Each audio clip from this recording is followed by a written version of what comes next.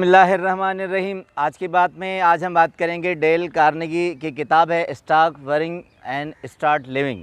Stop worrying, परेशान होना छोड़िए, और स्टार्ट लिविंग, जीना सीखिए।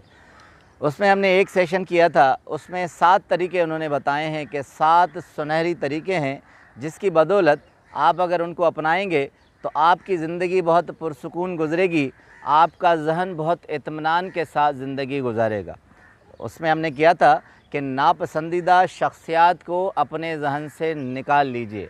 टॉपिक बहुत बड़ा है, आज उसी का दूसरा सेशन हम करेंगे।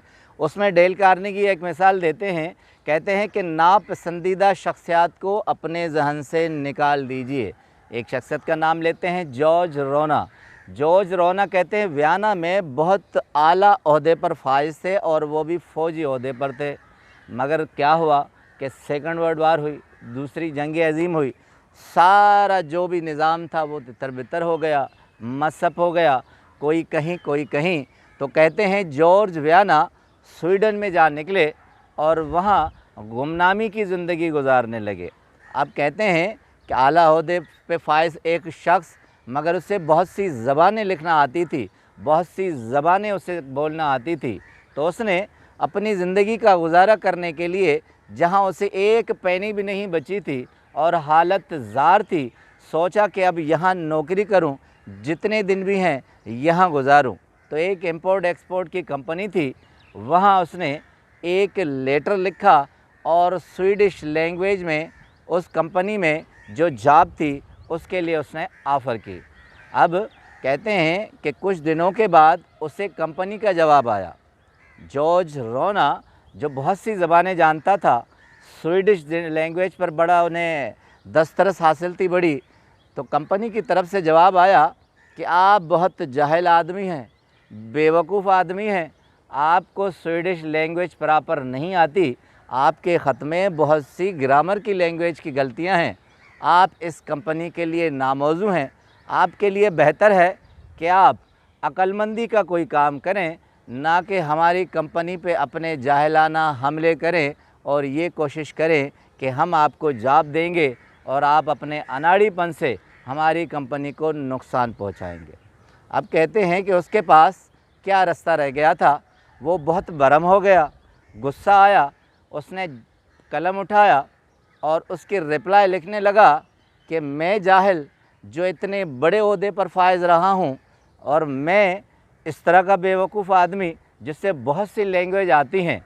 अब कलम लिखते लिखते उसे ख़याल आया कि मैं जो अपने गुस्से से ये काम कर रहा हूँ, जो नफ़रत मुझे इम्पोर्ट एक्सपोर्ट कंपनी के उस मालिक से हुई जिसने मुझे लेटर लिखा है, तो एकदम जॉर्ज रोना को ख़याल आया कि स्वीडिश मेरी मदर लैंग्वेज नहीं है, मेरी मादरी ज़बान नहीं है, मैं इतना एक्सपर्ट वाकई नहीं हो सकता।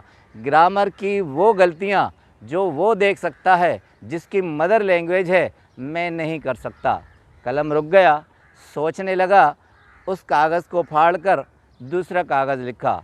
अब ठंडे दिमाग से, नरम रवैये से उसने लिखा कि आप बजा फरमा रहे हैं, आप ठीक फरमा रहे हैं, मेरी ग्रामर, बहुत ग्रामर की गलती होगी, मेरी ज़बान बिल्कुल प्रॉपर नहीं होगी, चूँकि मेरी मादरी ज़बान नहीं है इसलिए मैं हो सके इसके लिए अहल नहीं हूँ, मगर मैं कोशिश करूँगा कि कुछ अरसे के बाद मैं दोबारा आपकी कंपनी में अप्लाई करूँ और मैं स्वीडिश लैंग्वेज पर दस्तरस हासिल करूँ।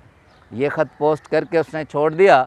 अब डेल कार्नेगी लिखते हैं कि कुछ ही दिनों के बाद उसी कंपनी से एक लेटर जॉर्ज रोना को आया और उन्होंने लिखा कि आप हमारी कंपनी के लिए मौजू आदमी हैं, आप फ़लाँ दिन के लिए आ जाएं। अब कहते हैं कि नरम रवैया और गुस्से को हटाकर, नफ़रत को दूर रखकर जब आप किसी से मुखातिब होते हैं तो अगला आदमी सोचने पर मजबूर होता है। और उस ख़त में एक ख़ूबसूरत जुमला था कि आपको सीखने का अमल जारी रखना है, आप जारी रखने के ख्वाहिशमंद हैं, इसलिए हम आपको ऑफ़र कर रहे हैं और आपने हमारे सख्त गिर लेटर का जवाब बहुत नरमी से दिया है। यही नरमी की पॉलिसी हमारी इंटरनेशनल पॉलिसी है, हम इसी से इंपोर्ट और एक्सपोर्ट करते हैं। अब कहते हैं डेल कार्नेगी कि हम नरम लोगों की तरह नरम दिल नहीं भी रखते, मगर हम अपनी नफ़रत को नज़रअंदाज करते हैं तो हम काबिल कबूल हो जाते हैं। कन्फ्यूशियस की एक कोटेशन है, वो कहते हैं कि आप अपना नफ़ा और नुकसान जब नहीं सोचते तब आप अपना फ़ायदा सोचने लगते हैं। जब नुकसान को आप नफ़रत से नहीं देखते तो फ़ायदा ख़ुद ब खुद आपकी तरफ आता है।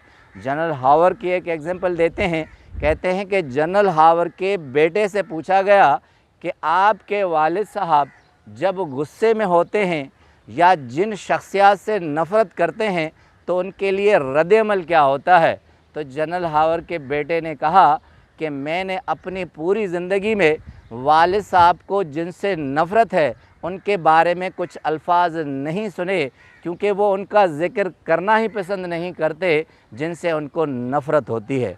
एक कहावत बड़ी शानदार डेल कार्नेगी कहते हैं कि गुस्सा न करना बेवकूफ़ी की अलामत है, मगर गुस्सा ना आना अक्लमंदी की अलामत है। कि आपके अंदर गुस्सा भरा हुआ हो और आपको गुस्सा नहीं आ रहा।